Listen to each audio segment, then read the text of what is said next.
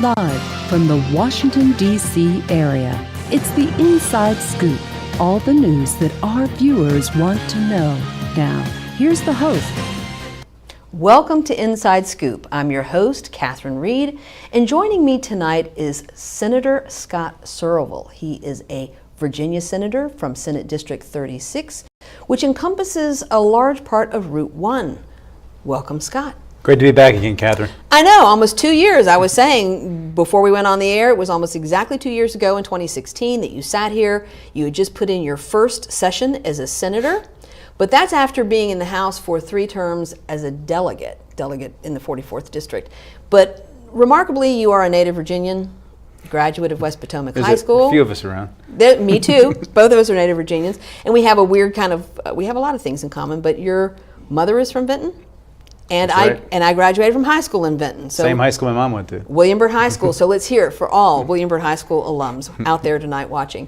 But you did go to state schools. You went to James Madison for your undergrad. You went to UVA for law school. And so you are deeply invested in the Commonwealth of Virginia through your public service. And you have served in other positions other than delegate and senator as well.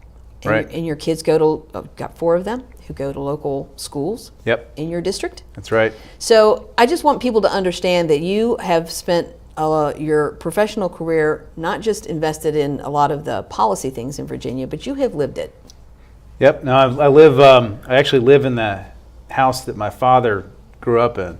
My grandparents built in 1941, and my grandparents moved to Fairfax County from Brooklyn in 1936. They moved to a little farmhouse on this dirt road you might have heard of called Gallows Road. That dirt road? Yeah, I think I've heard of it. Yeah, they lived there for about three or 4 years, moved to Arlington, and they pooled their money with 19 other families and then bought 12 acres in Fairfax County, which was then the countryside, and built a little neighborhood.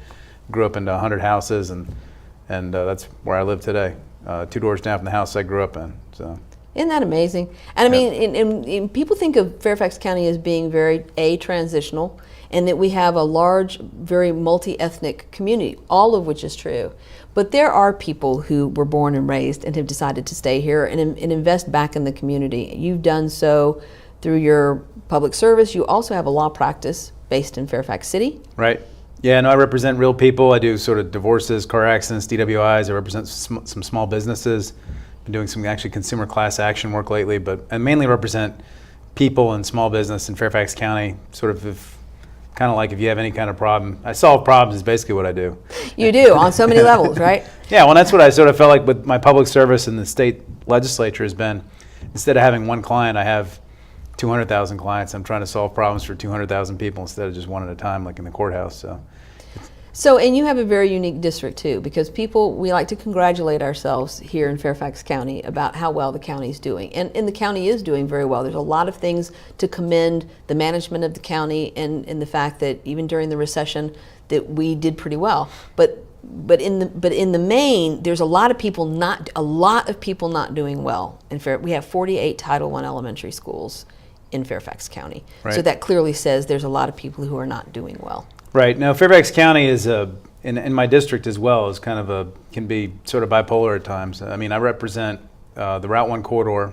Basically, if you're in Fairfax, I think most of your viewers are Fairfax County, although yes. When this goes up on YouTube, some people from the other parts of my district, like Prince William and Stafford, might see right. it. But the Fairfax County part of my district, I have basically Kingstown, the Route 1 corridor, and Mason Neck. That's kind of the shorthand version. But the Route 1 corridor is sort of an area of extremes. On the east side of the road, you have a lot of very wealthy people that commute north up to D.C. You have some houses on the river that go for between $5 and $20 million each. And then you go a mile to the west side of Route 1, and you have some of the highest concentrated areas of poverty in all of Northern Virginia. There's probably 5-6 elementary schools down the corridor that are Title I schools. The one elementary school is 90% free reduced lunch. I think the only reason it's not 100 is because some people won't fill out papers. True. There's another one that's 84%, another one 75%. There's several schools that are over 50, and it's definitely an area of contrast. But it's an honor to represent it. I love going in there and knocking doors and meeting people and finding out what their problems are and trying to help them solve them. And but would you say that your district kind of mirrors this enormous disparity that's national as well as in the county? You Sure. have people doing extraordinarily well, and then an enormous gap where people really aren't making it. Sure. No, and I think it's not just making it because economically they're struggling, but I also think that a lot of times the government doesn't pay attention to everybody if they don't stand up and organize and speak out. There's lots of the wealthier areas of the county that I think know how to go to their elected officials, get organized, make noise, and get a bill passed or get more money for their school. But a lot of the people I represent in the corridor, they don't know the difference between state and local government. They think they have an Alexandria post office address. They must live in the city of Alexandria. They don't understand a lot of these things. They don't know when to vote, when elections are. They don't know which part of government to even go to for a problem. And so, those are the people I really like to get in and help, because I feel like they don't have a lobbyist, they don't have an HOA, they don't have a civic association, they don't have anybody to speak for them, and they really need somebody to fight for them. So I agree with you, and to your point, people really don't understand what the county is responsible for, what the state is responsible for. It's difficult even for people who have kind of lived here for a while and feel like they're engaged to understand who is responsible for what. Things like schools, right? What is the state's obligation? What is the county's obligation? What is a locality's obligation? What is the federal government's obligation? When you start talking about things like universal pre-K, or how we fund nutrition programs, how are people supposed to figure this out? And a lot of elected officials like to blame shift and like to deflect from their own responsibility for it by saying it's the state's fault, or maybe it's the local government's fault, or it's the federal government's fault, or whatever. And so that tends to confuse a lot of people, because many people take us at our word. Yeah. And so there's a lot of misinformation out there that you're constantly having to correct. So no question. I mean, even though we have some very sophisticated people in Northern Virginia that know government and policy very well, even a lot of them don't fully understand how this stuff really works together. So give a little background on the storied history of Route 1. At one point it was the major corridor, and it's got a long, rich history, and it's changed a lot. Yep.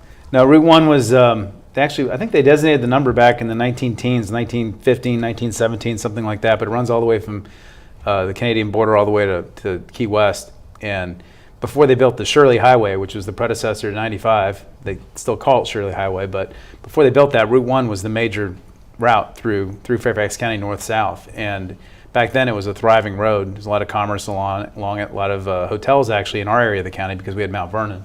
And a lot of people from around the country and around the world that wanted to come and see Mount Vernon. And so there was a lot of hotels. There were a lot of businesses and people that lived off of that. There's actually a lot of people that lived off the river. Right. Yeah, there's a lot of commercial fishing that went on actually in my part of Fairfax County.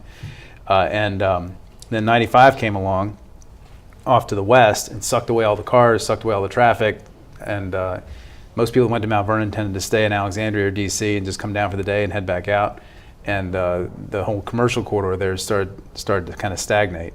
And in a lot of ways, I felt like when I got elected, the corridor had been left behind in a lot of ways compared to the rest of the county. So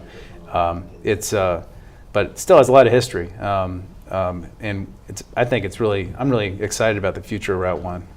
Well, there's a lot of potential, in every challenge, there's also a potential. And so when you were here 2 years ago, you were talking about some of these really big ideas. You had renderings and drawings of new modes of transportation, and and it all sounded like, well, this is certainly the way to go. And it had been really well thought out, but it's a long process. Yeah. So starting when I was elected in November 2009, one of the first things I did is I went to VDOT and said, what do we got to do to get Route 1 revitalized? What do we got to do to get it widened? What do we got to do to get transit down the road? What do I got to do to get the metro extended? And I started that in the fall of 2009. Finally, it took us about 2 years. Senator Poehler and I were able to secure $2 million to fund a study to determine what mode of transit we ought to have extending from Huntington Metro all the way down to the south. That study process ended up taking another 3 years. We finally got a set of recommendations out of that in 2015, which is right before I came on your show. And basically the study recommended that from the Huntington Metro all the way down to the Woodbridge VRE, that we make Route 1 6 lanes, 3 lanes on each side. We have a median dedicated bus rapid transit, a bus only lanes right down the middle. Which makes sense. Right, from the Huntington Metro all the way to the Woodbridge VRE. And that we build density around that. We completely reorient the land use patterns to have a lot of these town centers, a lot of pedestrian, cycling-oriented places like Mosaic here, like Arlington County, or like what Tyson's is going to be, or the Reston Town Center for those of your viewers who are familiar with that area. Build a bunch of those all the way down the corridor to build up to a 2-stop metro extension to bring the yellow line from Huntington through Beacon Hill down to Hybla Valley. And that's probably from when we did it, about a 10 to 20 year process. And so that's what the vision was. And we adopted those recommendations in 2015. The Board of Supervisors endorsed them shortly afterwards, and then they began a whole process to replan all the zoning, and that's what the Embark process was, which we just wrapped up about 6 months ago. So, Wow, that's a long time. well, Considering you started in 2015. eight, 9 years it takes to get the plans in place. Right. And now we're finally starting to see the plans come to fruition, but it's taken a while. But anytime you're going to replan an area where 80,000 people live, Right. you have to be careful and you have to be thoughtful. You have to take input and you have to do it right and make sure you don't mess up. Well, I think people are learning, and this is true closer in with 66, is that transportation is also about land use Yep. and zoning. Yep. You can't widen places unless you remove what's there. No, the Silver Line would never be built under today's funding standards. The Silver Line that goes out to Dulles, because Right. there's not enough people that live near the stations or along the line. Right. But that's what we've learned, is that if you want transit to really thrive, you also have to have land use that supports the transit. You have to have land use that doesn't have all these big parking lots that are car oriented. You have to have sidewalks, you have to have bike paths, you have to have high densities. You have to take land use and make land use and housing that make people more likely to get on a bus or to get on a train and not be so car dependent in terms of how they live every day. Right, because we all hate the traffic. It's one of the worst things about living up here is that we hate the traffic and we need better public transportation. But what does that mean in terms of gentrification? Well, that's an excellent question, and the county is finally starting to deal with that. I've only been raising the issue for 5 years now, but the Route 1 corridor, as we said, is one of the highest concentrated areas of poverty, and there's a lot of folks there who are not going to be able to afford to live there if you build a whole bunch of condos and high rises and you level everything. And the county needs to adopt a new affordable housing ordinance, and they need to adopt some affordable housing policies and put some actual money behind it so that developers will be incentivized to come in and build not just workforce housing, but also affordable housing, which is very different.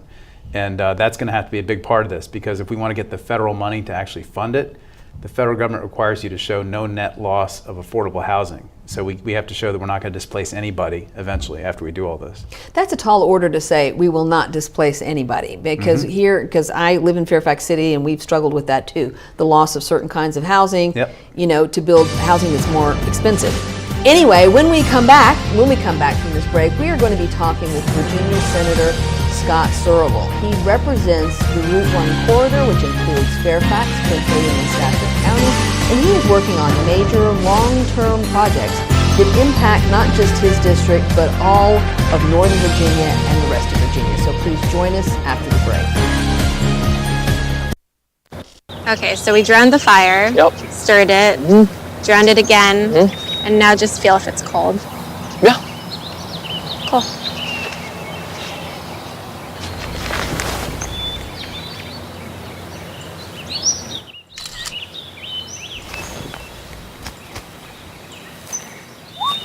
Smokey just gave me a bear hug.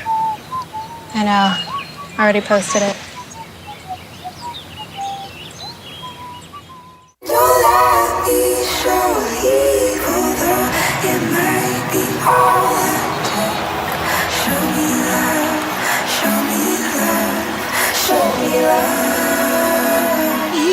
I got a creak in my neck, limp in my step, cramping in my muscles every time I try to flex. But I don't wanna get on. Very sad, no more love. All that I could do was remember you. You know I usually say no, but if you throw me love, I'll throw you some more.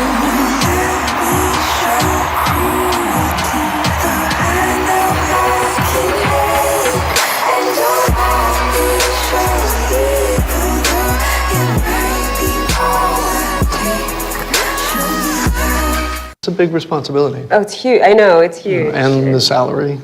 Oh my god, yes. I mean, Right? like, I was about to move in with my parents, and right before, so this saved me. I really believe in you, Thank you. It's nice to hear that from someone. These are cool. Did you, what did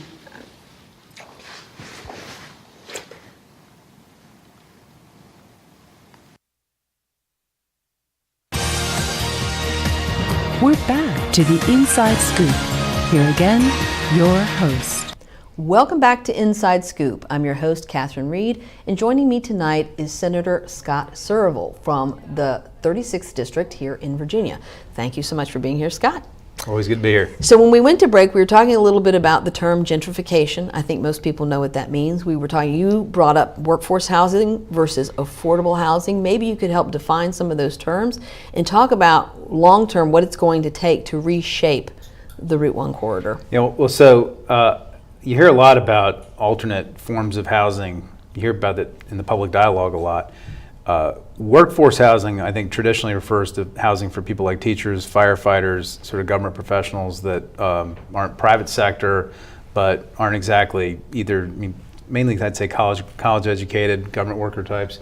Affordable housing is when you're talking about some things like fast food workers, people that, janitorial jobs, people that are more sort of service-oriented, waiters, busboys, that kind of thing. And in the Route 1 corridor, we have plenty of those. We have a lot of retail, a lot of restaurants, not a lot of sort of professional jobs in that corridor. And so when you talk about affordable housing, that's really where there has not really been much of a focus on that at all in Northern Virginia, at least in Fairfax County there hasn't. There's been more of a focus, I think, in Arlington and Alexandria, but not Fairfax. And our current ordinance in Fairfax just isn't adequate at all. It only applies to buildings that are 4 stories or shorter. We're talking about building condos that are 10 to 15 stories tall when this thing is done. And so there's some major revisions that are needed, and also some monetary incentives that need to be put up, and some zoning laws that need to be changed so that we have what's called inclusionary zoning, where if you're going to build development, you have to build so much of it has to be affordable, so much of it has to be workforce, that kind of thing, which we haven't really done a lot of in this county yet.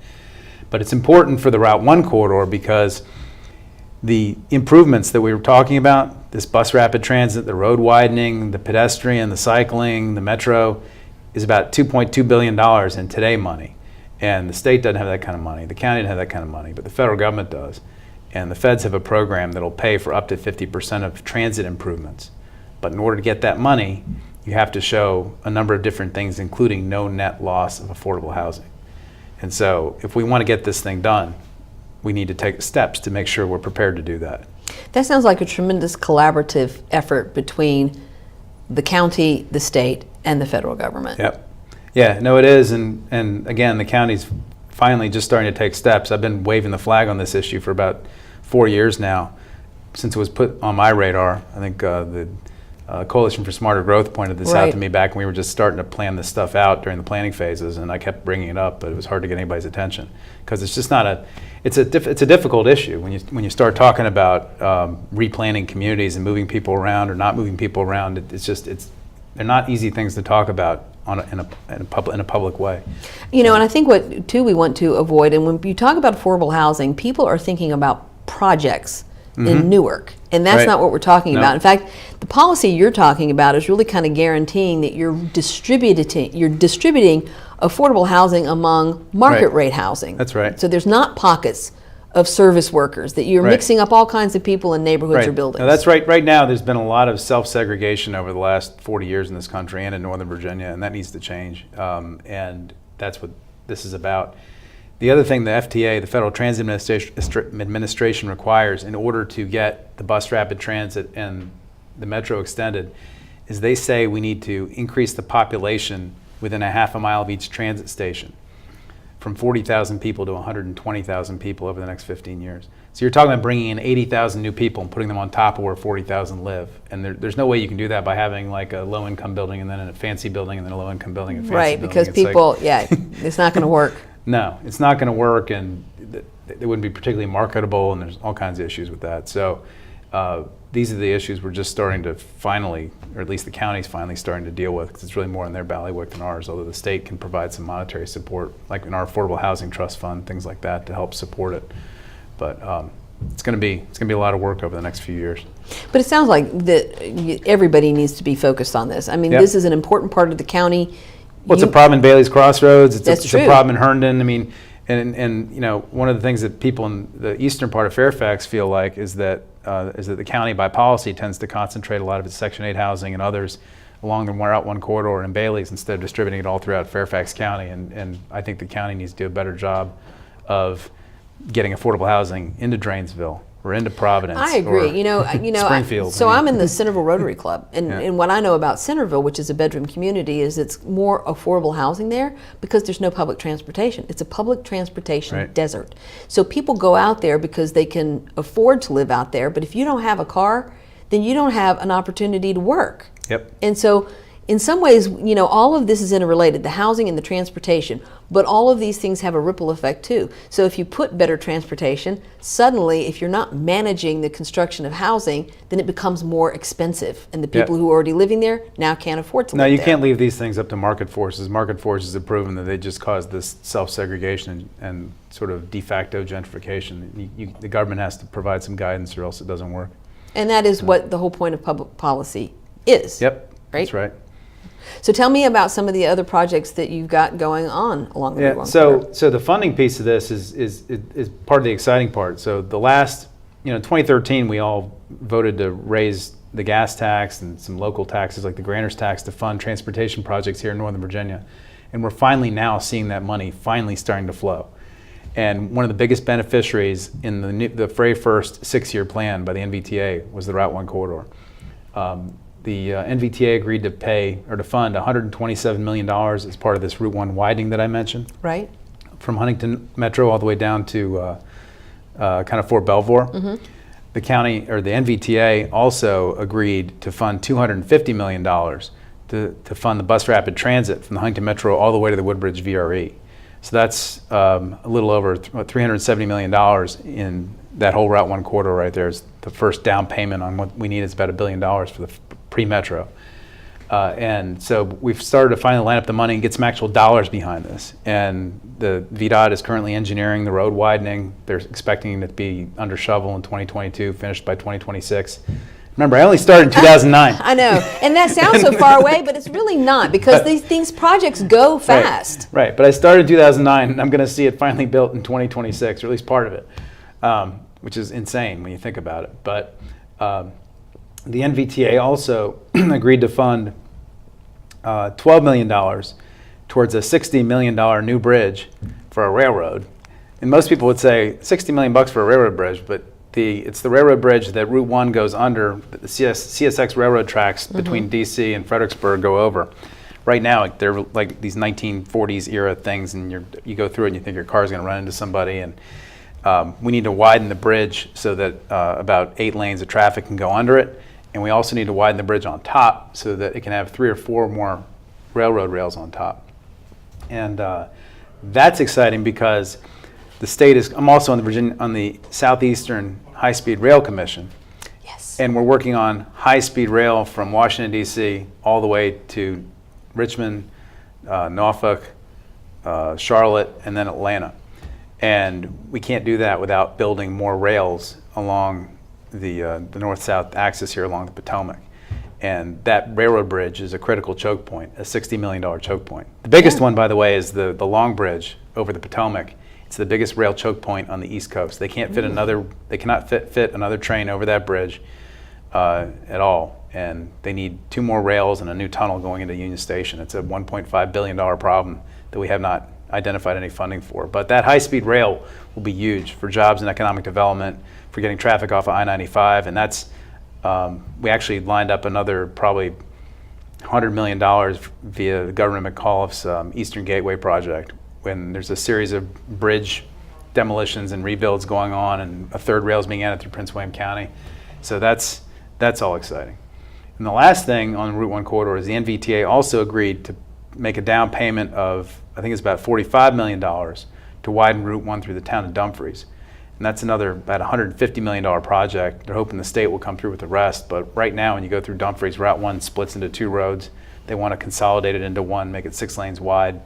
And that would make Route 1 6 lanes all through Prince William County, which also will help a lot in terms of the traffic on I-95 that you see out there in the weekend. And then the last thing I'll bring up is the bottleneck over the Occoquan, which is probably like the number one thing I hear about representing Prince William and Stafford, people in Fairfax. I have to go through it every weekend for travel soccer, so believe me, I live it too. I go through it all the time too. Yeah, but that bottleneck is a real mess.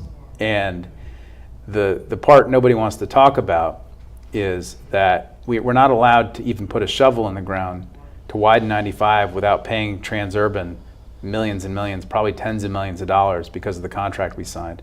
If we add any capacity to the road whatsoever, we have to pay Transurban for their toll losses before we can start construction. And what that means is that if we just want to put another lane between 123 and the Prince William Parkway, we have to pay Transurban, we don't know, 10, 20, $30 million before we can actually go and do anything. And right now the governor, I think, is working on trying to renegotiate that contract as part of the Hot Lanes extension to Fredericksburg to try to give the state some flexibility to actually solve that bottleneck. And I'm hopeful we can get that done, because that's the real last big bad bottleneck between Springfield and Garrisonville Road, the end of the hot lanes, that exists right now. And it would provide tens of thousands of people a lot of relief on a daily basis if we could solve that. So I'm hopeful that we'll have something good news on that in the next few months. Well, I think that's another thing in Northern Virginia. There's a lot of talk about tolls and why we have toll roads. But it boils down to, if you don't want to pay taxes to build the roads that the state owns, then you sell the rights to build the roads to people who are going to make it a business. And businesses have to be profitable. I don't understand why people don't understand that you can't have it both ways. You either pay the taxes and build your own roads, or you give the rights to somebody for whom it's a business. Well, gas taxes are a whole lot cheaper, and that's one of the things people don't realize. I mean, when you think about the amount of gas taxes that the typical user pays, it's typically $80 to $100 a year of gas taxes. When you actually do the math, figure out how many miles you drive, how many miles a gallon your car gets, and do a 17, 25 cent state gas tax. Don't include the federal, the state gas tax. It's not that expensive, and it's a lot cheaper than paying $18 tolls. Right, I know, but 5 times a year even. I mean, but people have gotten this weird thing about taxes. Like, I don't want to pay taxes, we shouldn't be paying taxes, taxes are all bad, taxes are bad. It's kind of like, okay, so let's let somebody else front the money, take the risk, build the road, and then charge you to use it. I don't know, I haven't met many people in Prince William County that are very happy about the hot lanes. Yeah, I know, and then there's a terrible bottleneck in Stafford too, where the hot lanes end, and then it's created a terrible situation. That's where my district ends, by the way. Is where the hot lanes end? Right where the hot lanes end is where my district ends. Well, when we come back from this break, we are going to be talking further with Scott Surovell, because at this point, transportation has been something we've been talking about a lot, but there are a lot of other things that Scott is also working on in his district. So please join us after the break, when he's going to tell us some very illuminating things about coal ash. And I know that perhaps you don't think coal ash is a very sexy subject, but you're going to be fascinated by what Senator Scott Surovell has to say about it, and why we all need to care about it.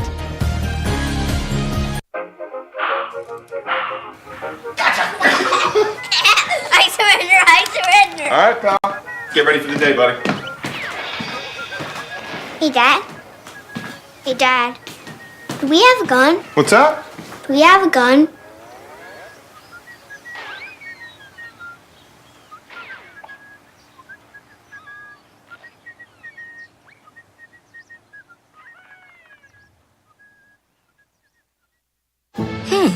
Maybe you can make retirement happen. After all, you made this vacation happen. Double points with every purchase? Cleverly merging promotions. Love it. Cross-referencing travel sites. And booking all your flights with those... vouchers. I got us bumped. They were like, oh. But now they're like... Aloha. You aced this vacation. Now get the tips you need to get on track at aceyourretirement.org. I tried Oxy at a couple of parties. I thought I had it under control. I didn't know it'd be this addictive. I didn't know how far I'd go to get more.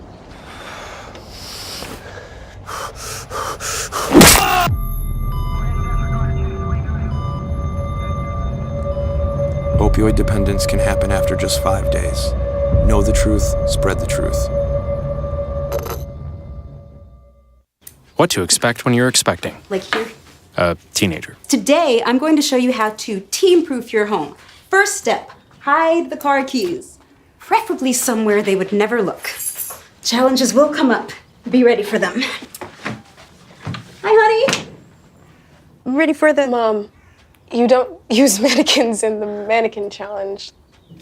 You don't have to know it all to be a perfect parent. Thousands of teens in foster care will love you just the same. We're back to the Inside Scoop. Here again, your host. Welcome back to Inside Scoop. I'm your host, Catherine Reed. Joining me is Senator Scott Surovell, and as I promised you when we went to break, we're going to talk about the fascinating subject of coal ash. Coal ash.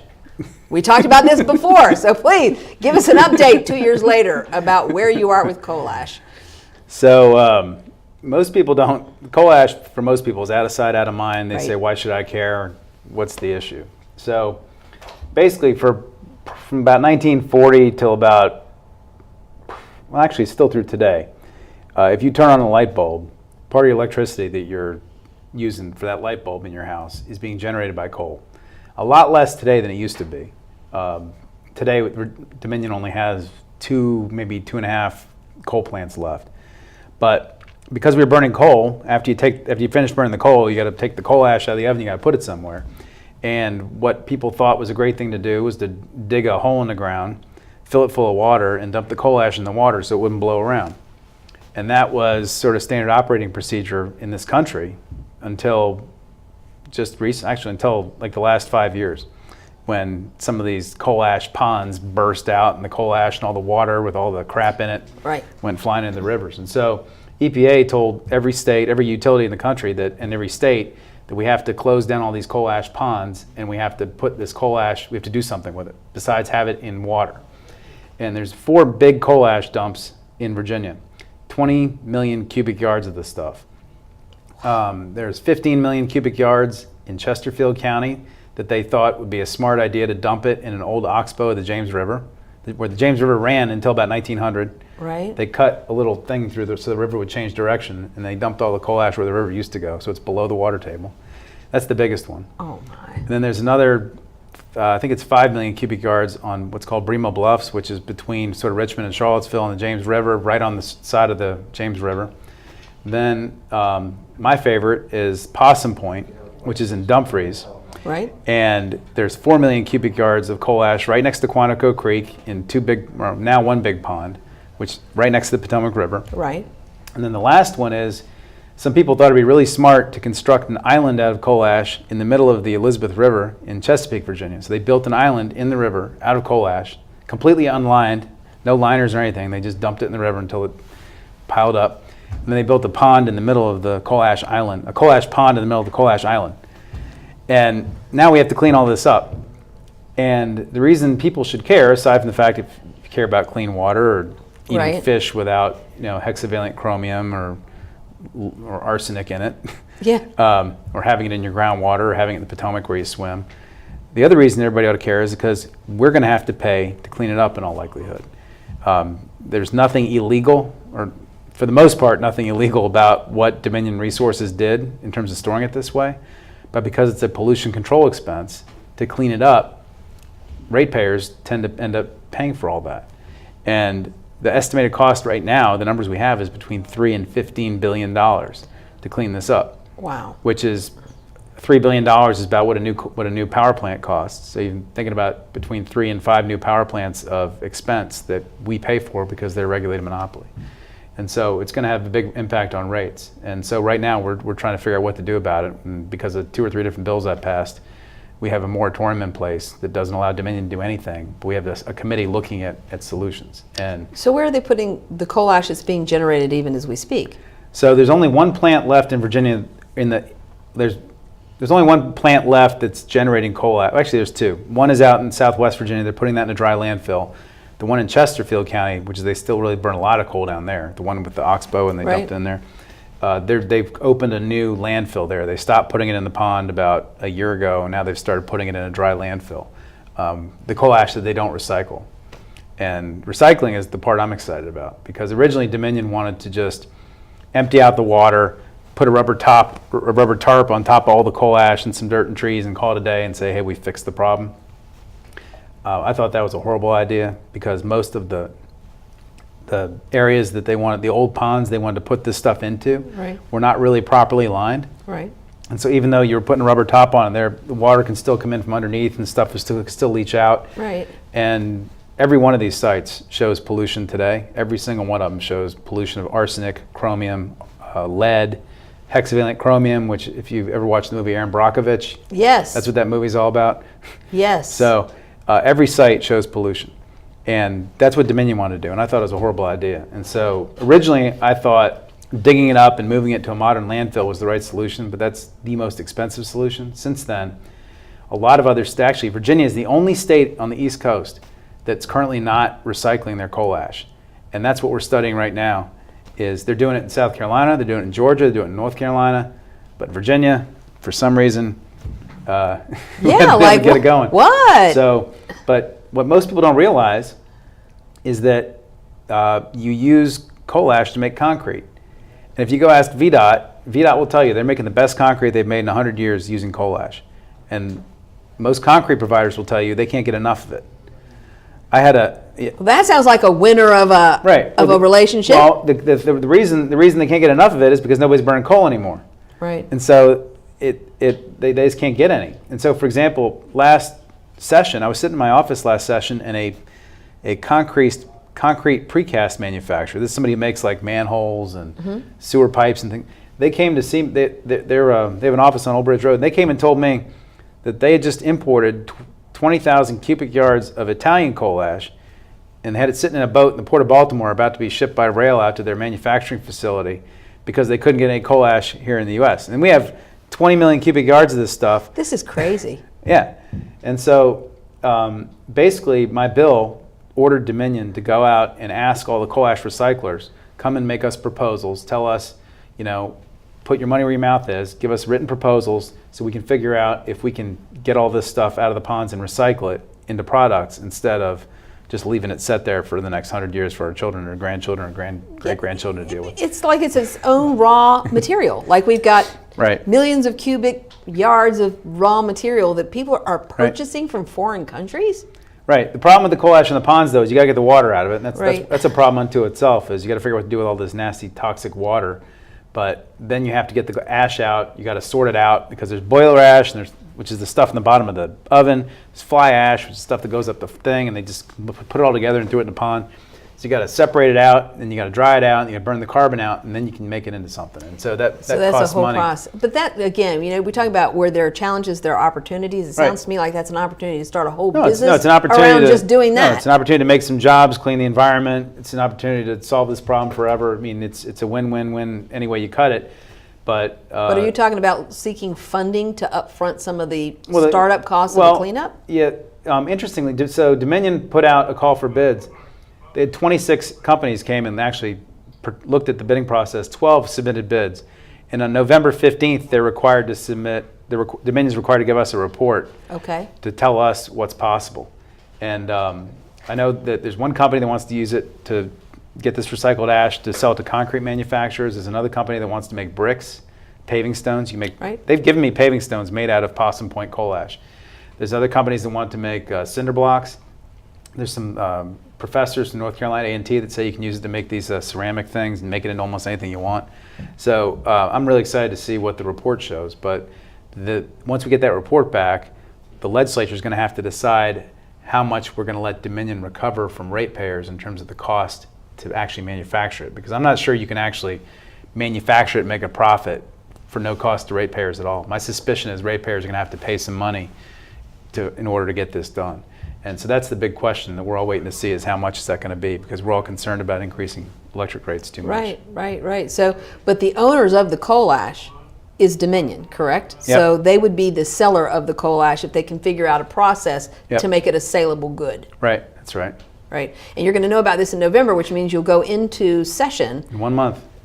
You go into a month, 30 days from today. But you'll go into session with some idea then starting in January of what might be possible, or at least what's going to be considered. Right. And I'm working on, there's a committee of about 10, 15 senators and delegates that are meeting, the Commerce and Labor Committee, meeting collectively. We just had our last meeting last week, taking information and sorting all this out to come up with what we hope will be a consensus legislative proposal. And again, I started working on this issue in April of 2015. And wow! But it's a multi-billion-dollar issue, and one of the things that drove me crazy last session, we had all these people fighting about the Dominion re-regulation bill. That bill was about $1 billion of Dominion profits. Mm-hmm. This is $3 to $15 billion. This is 3 to 15 times larger than the money issues we were fighting about last year. And I couldn't get anybody to talk about coal ash last year because all they wanted to talk about was Dominion re-regulation and all those issues. So it'd be nice to finally have people focused on this for once, because I feel like in a lot of ways it's been me and Delegate Jennifer Carroll Foy and Senator Amanda Chase have been the only ones that have really been, ringing the and bells this is on why this. people need to understand the issues, so I'm glad that we're talking about this very sexy issue of coal ash right now, and that there are viewers all over Virginia who are like, I had no idea, look at this, what we could do with this raw material. Yeah, well, I just think it's important for people to understand that you pay for it. I mean, people don't understand utility regulation at all. I was at a meeting the other night and everybody was complaining about, the tree limbs falling on power lines and things. And I told them, just by the way, every time a storm comes through, we're the ones that pay for all that cleanup. Dominion, they go through and they clean it all up, but we end up paying for it, the way utility regulation works. Really? Yeah. And what about things like undergrounding wires? This is something. Yeah. So does a locality, who pays if you underground wires? Well, that was part of the bill we passed last year also, was we authorized Dominion. We passed a couple bills now, but last year we really refined it, allowed Dominion to spend $4 billion to underground outage-prone residential lines. Right. So they have if a line goes down a lot, they do it in the order of the most outage-prone lines to the least outage-prone. So it's not going to be not going to come do Senator Surovell's line or something because I made a phone call. It has to be a line that goes down a lot. And the idea is to underground $4 billion of these lines so that it'll save all of us money in the long term, because we're not paying these guys to go up, string the line up every time it gets windy. However, other kinds of undergroundings, commercial undergroundings, like right now, we would like to get the power lines underground on Route 1 as part of this road widening. The county has to pay for that. Localities pay for it. Sometimes with general tax dollars, Prince William County is undergrounding utilities on the entire segment of Route 1 in Prince William County, all the way from the Occoquan to Quantico. Fairfax County says they can't afford it, they can't find the money, even though Fairfax is 10 times richer. Right. But locality typically pays for that. Sometimes they do a special tax district, so just those property owners pay, but more often they just use general funds. What about on new developments? Because I think in Fairfax City, it's required now. Yeah, Fairfax City, the townhouses that are built, the brand new townhouses, and they wanted to underground the wires, and I think that was some sort of partnership between the developer and the city. Well, it's required as part of any new redevelopments, and so this undergrounding is really important for my part of the county because we have some of the oldest infrastructure of the above ground lines, so it's going to help us a lot. All right, so when we come back from this break, it's another break, Scott. When we come back from this break, we are not done yet with Senator Scott Surovell. He has more things to tell us about, things that he's working on right now and has been for years, and also the things he's going to be working on in the next legislative session. So please join us after the break. This is the story of a boy who is very sensitive to lights and sounds. So he built secret hiding places where nothing could get in. The boy didn't like looking people in the eye. It made him feel uncomfortable.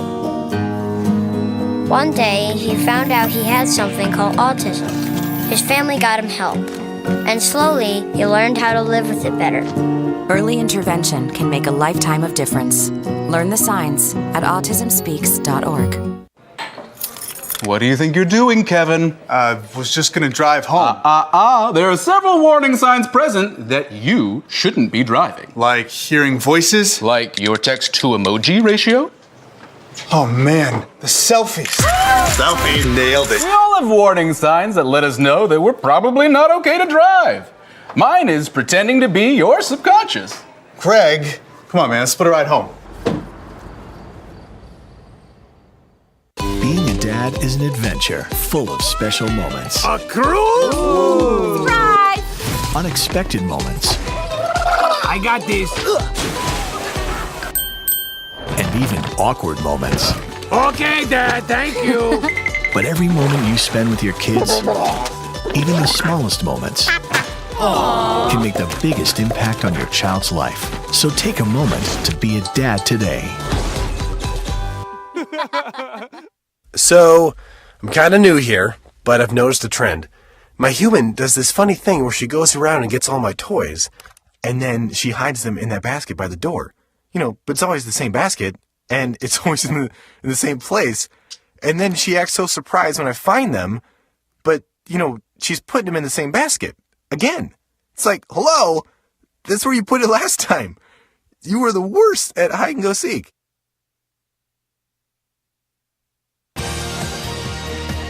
We're back to the Inside Scoop. Here again, your host. Welcome back to Inside Scoop. I'm your host, Catherine Reed. Joining me tonight is Senator Scott Surovell. And Scott, we had Esther from Occoquan reach out to us and ask why we had not been talking yet about these title loan companies that are, a lot of which are also in your district. And I think this is a concern for a lot of people who drive through your district and see I won't name names, but all of these title loan companies. Predatory lending is something a lot of people are concerned about. Yep, no, it is, and it's actually there's a high concentration of predatory lending on the Route 1 corridor, and it's something that I actually campaigned on 3 years ago and fought on when I was in the House of Delegates, and I've continued to today. So, predatory lending is a real thing in Virginia. It isn't everywhere, but in Virginia, in 2009, the state put a 36% rate cap on payday loans, and after we did that, the car title folks showed up in 2010 and said there has to be some other alternative, and they got the legislature to authorize car title loans. And then then they came back in 11 and said, well, you didn't do the law right, you got to tweak it a little bit because you didn't say we could use an out-of-state car title as part of the loan. As soon as we pass that law in 2011, which I voted against, car title lending exploded. And some of us would say because you could then now use a DC or a Maryland car title for a car title loan, but car title loans today, you are allowed to make a loan to somebody at 267% APR interest rate, and that's legal by Virginia law. Under the state code, you're allowed to do that. There's some protections on that, but it's not perfect. Right. Once those companies came in, Title Max, Loan Max, Cash Point, there's a couple others. Actually, there's a bunch of them. And they're everywhere. When I ran in 2015, I counted 24 car title lenders between the Woodrow Wilson Bridge and the Quantico Marine Corps base. And there was several in the city of Fairfax. There's a lot in Bailey's. There's a big cluster in Manassas. There's a few out in Herndon. But just pull up the license list, you'll see them. They're all over the place. But they also started to push the envelope, and these companies set up a separate subsidiary company, that would make consumer finance loans at unlimited interest rates out of the same office. And when I got to the Senate, I put in a bill to end that, and some prominent senators with relationships with those companies wrote them letters and told them to stop, and they voluntarily stopped doing that. But the car title lending is still going along full bore. In addition to that, a lot of these lenders, people don't understand. It's like playing whack-a-mole. Every time you shut one thing down, they pop up somewhere else, you know? Mm-hmm. A lot of these companies are now using what we call open-end credit products, which are also allowed under state law at unlimited interest rates. And historically, they weren't used for predatory lending. They were used for legitimate, sort of low interest, 7 to 15% loan deals. Now they've started to use those to do the same kind of loans, three-digit interest, 100%, 200%, 300%. We've even seen 500% loans under these open-end credit products. I put in a bill for the last 2 years to try and shut that down unsuccessfully. And then on top of that, we've had these internet lenders show up. And if you go online right now, I don't mean to do any free advertising, if you go type in Quick Cash Virginia, I guarantee you could borrow $500 by the time we're done with this segment at probably 150, 200% interest with no credit check, no background check, no nothing, have the money wired to you by tomorrow morning, and on these internet loans. And people sign up for these things because they're desperate. Let's right. talk about who's. But they don't read the fine print. They don't. They don't. But they don't read the fine print. But the crazy thing is that now the Indian tribes have gotten on the action.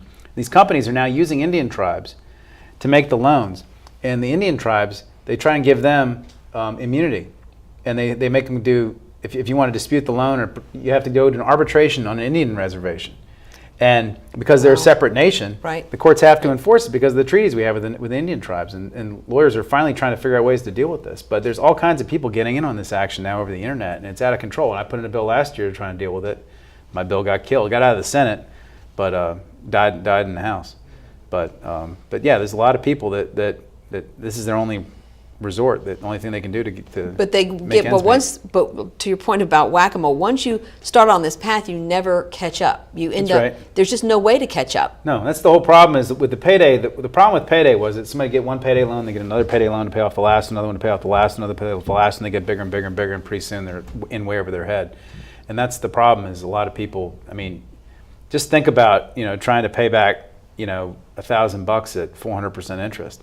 Right. Like, I mean, right. And these are some of the poorest you don't people. have $1,000. I These mean, you're not going to have $4,000. No, and these people are already living precarious lives, which is why they end up going to these predatory lenders as the choice of last resort. Right. And there's nothing, and again, we talked about New York. New York does not allow this kind of loan in New York. I mean, you think New York City's in the middle of New York. The majority of states don't. Yeah, I mean, they have like check cashing services and other kinds of things, but not this. It's just prohibited. Right. No, it's prohibited in most states, but it's allowed. I think there's 17 or 20 now that states that allow this kind of stuff. The internet is a lot harder to regulate because it's the internet. Right, because the internet. And there's actually some loans that have been coming in from other countries, like India, that's bad news. India or whatever. I mean, it's again, it's like whack-a-mole. And fortunately, the Attorney General has actually been. He set up a predatory lending unit to focus solely on this issue, and he's recovered probably about, I don't know, $30, $40, $50 million in the last 2 years from these predatory lending companies to try to disincentivize them from doing business in Virginia, but it hadn't stopped anybody. It still goes on. I know, and I think it's a subject that not many people know about if you've never been in a situation where you have no resources whatsoever. But I was telling you about the book, The Unbanking of America by Lisa Servan, who's done a lot of research in California on their predatory lending and check cashing services in New York. But she also answered the predatory lending hotline for the Virginia Poverty Law Center as part of her research for this book. And so for a month, she actually talked to consumers who were trying to work their way through what to do now. And the fact that we have the Virginia Poverty Law Center and that they do have that kind of hotline tells you that we've got to figure out a better way of handling this. Yep. And this is where, to me, good public policy is why you're there, why everybody in the General Assembly is there. Yeah, and I'm glad you brought the Poverty Law Center because they're actually going to have a series of public forums over the next 2 months all over the state to raise awareness about predatory lending and internet lending and the harm it's causing. And I'm going to participate in their Northern Virginia forum they're going to have. I think it's going to be in early December, I think. Really? Okay. So, early December. Okay. Yeah, people can keep an eye on my Facebook, my blog, etc. That's right, because you're on Twitter, you're on Facebook, you have a website, and people should keep in touch or follow you simply because you also have session coming up. It's a short session, only 45 days this year, not 60. It starts in January, it ends in February, and it's an intense amount of bills, thousands of them, literally, that are, it's like a sausage casing. It's like we've got to squeeze all this in, and then it goes to crossover, and before you know it, it's over. Yep. But bills start to drop. Some bills, I guess, have already started to drop. Yeah, pre-filing's already open. But we go through about 3,000 bills in 45 days. The same amount of work Congress does. We jam it all into 45 days so we can get home and start making money again. It's pretty crazy. So, a little bit crazy. Yeah. But people need to understand what you're working on because some of these bills, just like predatory lending, are things that you've worked on year after year after year. Yep. And if you don't, people, and we've talked on this show before, if people don't understand the nature of organizing and grassroots lobbying, which is you call your representative who's sitting on the House subcommittee. You call your representative who's sitting, on the Appropriations Committee or whatever committees these bills have to go through, because a lot of them are killed in committee. They never see the light of day on the floor. Yep. But people, you listen to your constituents. I mean, there might be a lot of people who call you, but you care about your constituents. Oh yeah, when constituents call you out of the blue on an issue, you know the issue has some legs. When it's not some form email that some group has generated, but it's... That's exactly it. You know, whatever the things are. You're like, fill in your name and we're going to send it to your guy. The fact of the matter is that you care about people who have a real interest. They know what the issue is. They're asking you for something specific. They show up or call or email and say, this is my story. This is what I need help with. And I do think that there's just not enough focus on predatory lending in Virginia because, again, it affects people. A lot of them don't vote, and a lot of them are not engaged. They have no idea the state regulates that or that a state senator can do anything about it. Most of them don't have time to get engaged, much less have the means to figure anything out. I mean, it's you're talking about some very down and out people often. And when I was out knocking doors, I knocked 12,000 doors my last election. I met a lot of people in the Route 1 corridor who. One or two people who had actually used some of these loans, a lot of people who knew people who had, and you know they all had stories to tell about losing their car or getting in over their head or not being able to having to pay off a loan for a son or a daughter or a friend because they got in over their head on these things and they had no choice and they didn't know what to do and they went out and got one.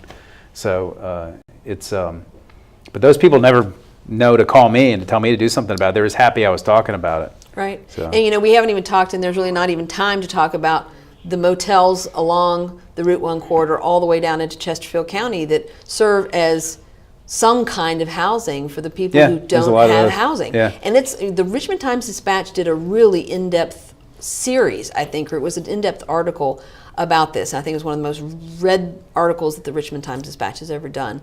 And it really was about people who are living in motels over the long term. And a lot of it is along the Route 1 corridor. There's a lot of older hotels that back when that road was the main highway, a lot of little motels up and down the Route 1 corridor. Most of them are gone in Fairfax County now, but there's still plenty of them in Prince William. And there's one or two left in Fairfax, but there's a ton of them when you get south the Occoquan. And these are truly these are voiceless, disenfranchised people. They are not voters. They're people of no fixed address, really. Yeah, that's right.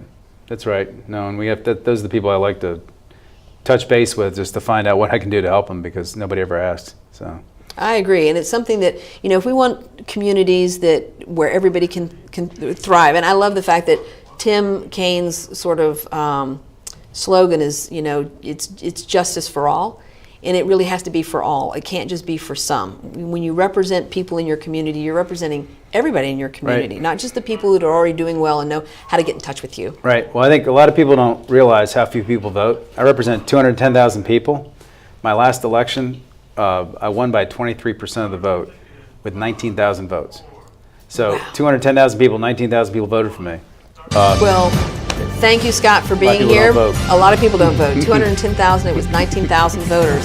That's a very small percentage of people eligible to vote.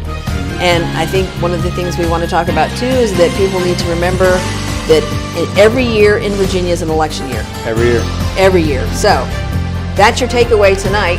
You don't have to worry about re-electing Scott until next year, but every year in Virginia, it is an election year. And so I hope everybody's going to vote on November 6th. Thanks for joining us.